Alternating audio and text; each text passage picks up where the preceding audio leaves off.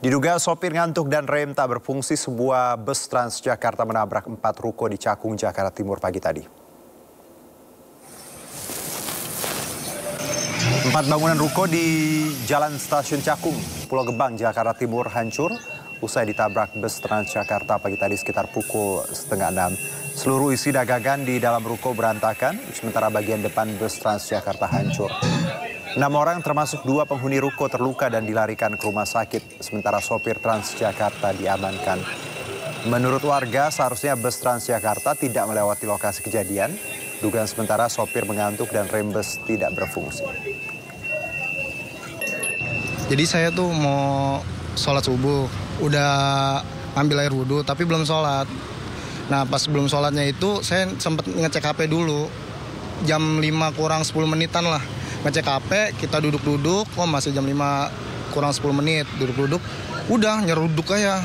Dan posisi saya mental situ, mental. Tapi badan sih nggak kenapa-napa karena ada halangan, alhamdulillahnya ada raknya itu kayak ada, jadi raknya itu kebagi itu, jadi posisi saya badan sama pala itu kelindung, tapi kakinya kena tembok-tembok itu. Iya, Bang jadi korban lah ya? Korban dan pemiliknya juga. Toko apa sih Bang?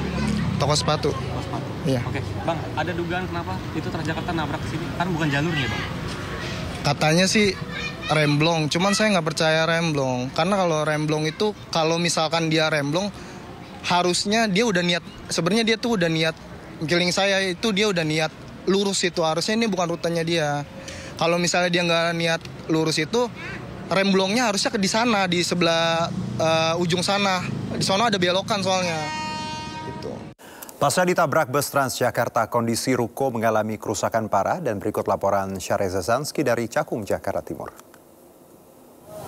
Pemirsa, warga Cakung dihebohkan dengan peristiwa bis Transjakarta yang menabrak sebuah ruko di kawasan Jalan Raya Stasiun Cakung di kawasan Jakarta Timur. Dan seperti inilah situasinya bersama juru kamera Muhammad Koridun. Ini ruko mengalami kerusakan dan begitu destruktif, pemirsa. Ini merupakan ruko 3 lantai. Ada beberapa ruko dan 2 diantaranya mengalami kerusakan parah. Ini tembok rubuh, atap juga rubuh, hingga beberapa seng ambruk tentunya imbas ditabrak oleh bis Transjakarta yang terjadi pada pukul 5 pagi waktu Indonesia Barat. Berdasarkan keterangan warga, ini diduga karena adanya remblong ataupun supir yang mengantuk sehingga menabrak sebuah ruko yang ada di kawasan Jalan Raya Stasiun Cakung. Sebelumnya, sebelum menabrak tentunya diduga ataupun diketahui bis tersebut sempat menabrak 2 motor dan juga 1 mobil sehingga pada ujungnya menabrak sebuah ruko. Dan ada 6 korban yang mengalami luka-luka sudah dibawa ke rumah sakit yang terdekat. Namun kerugian diduga ataupun dikalkulasikan total kerugian ini mencapai 500 hingga 600 juta ke atas tentunya. Namun bisa dipastikan ada 6 korban yang mengalami luka sudah dilarikan ke rumah sakit terdekat. Dari Jakarta, Syareza Zanski, Muhammad Koirudin, Muhammad Firmansyah, iNews melaporkan. Kita ke informasi berikutnya, pemirsa. Gempa bumi mengguncang Nabire, Papua Tengah. Gempa berkekuatan magnitudo 6,6 terjadi Jumat ini hari sekitar pukul 3:19 waktu Indonesia Timur. Warga Nabire panik dan berhamburan keluar rumah mengantisipasi ada gempa susulan. Badan Meteorologi, Klimatologi, dan Geofisika mencatat pusat gempa berada di koordinat 3,47 Lintang Selatan dan 135,49 Bujur Timur dengan kedalaman 24 km. Epicentrum gempa berlokasi 29 km barat laut Nabire, 80 km barat laut Dogiai, dan 103 km barat laut Paniai. BMKG memastikan gempa ini tidak berpotensi tsunami. Meski tidak berpotensi tsunami, masyarakat tetap dihimbau waspada terhadap kemungkinan gempa susulan.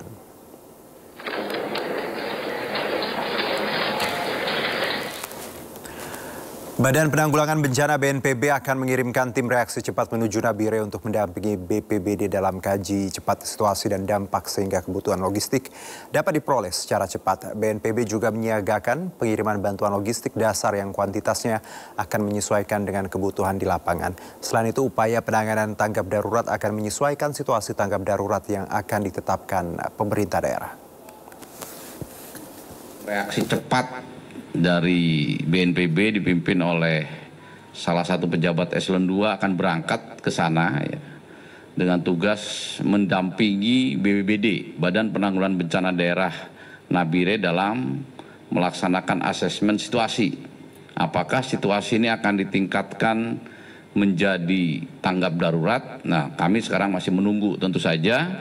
Ini nanti apakah statusnya bisa diatasi oleh tingkat Kabupaten Nabire ataupun Provinsi Papua, itu nanti kita menunggu hasil asesmen dari BPBD. Tetapi BNPB sebagai satuan pusat tetap mengirimkan tim untuk mendampingi tim BPBD tersebut.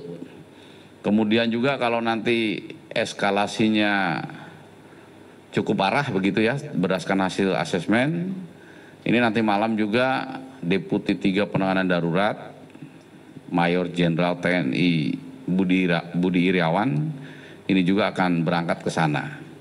Dan seandainya pun kondisinya nanti meningkat lagi, tentu saja saya juga akan segera berangkat dalam kesempatan pertama. Upaya pencarian 3 warga hilang akibat banjir bandang di Kabupaten Nagekeo, Nusa Tenggara Timur terus berlanjut. 4 anjing pelacak diturunkan ke lokasi untuk membantu pencarian. Tim K9 Mabes Polri dan Polda NTT terus melakukan pencarian 3 warga yang masih hilang usai banjir bandang menerjang Kecamatan Mauponggo, Kabupaten Nagekeo, Nusa Tenggara Timur. Pencarian korban hilang melibatkan 4 ekor anjing pelacak milik Mabes Polri dan Polda NTT. Selain itu, Polda NTT juga menerjunkan 100 personil untuk membantu proses pencarian 3 korban yang masih hilang atas nama Mariano Timbusa Jago 29 tahun, Sebastiano Soo 42 tahun, dan Desiderius Geraldi Joe berusia 14 bulan. Keluarga korban berharap upaya pencarian segera membuahkan hasil.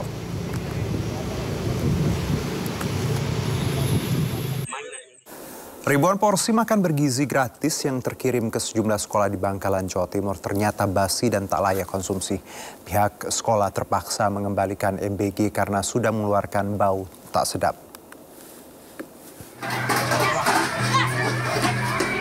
Diduga basi dan sudah mengeluarkan bau tak sedap, menu makanan bergizi gratis ini terpaksa ditumpuk begitu saja di SDN Melaja 2 Bangkalan. Bahkan sejumlah siswa dilaporkan sempat menyantap makanan dengan olahan daging yang berkuah kecoklatan. Mendengar keluhan ini, guru langsung memeriksa dan ternyata benar, ada salah satu menu yang sudah tidak layak konsumsi. Pihak sekolah memutuskan menghentikan pendistribusian MBG dan mengembalikannya. Kondisi serupa juga terjadi di SMA Negeri 3 Bangkalan. Pihak sekolah langsung berkoordinasi dengan petugas supervisor dan menarik seluruh kotak makanan. Dinas Pendidikan Kabupaten Bangkalan menyatakan pihaknya sudah melakukan koordinasi terkait pendistribusian MBG ini, sehingga diimbau agar setiap sekolah selalu melakukan pemeriksaan pada distribusi MBG sebelum diberikan pada siswa. Diharap insiden ini bisa dijadikan pelajaran bagi semua pihak agar tidak terulang lagi.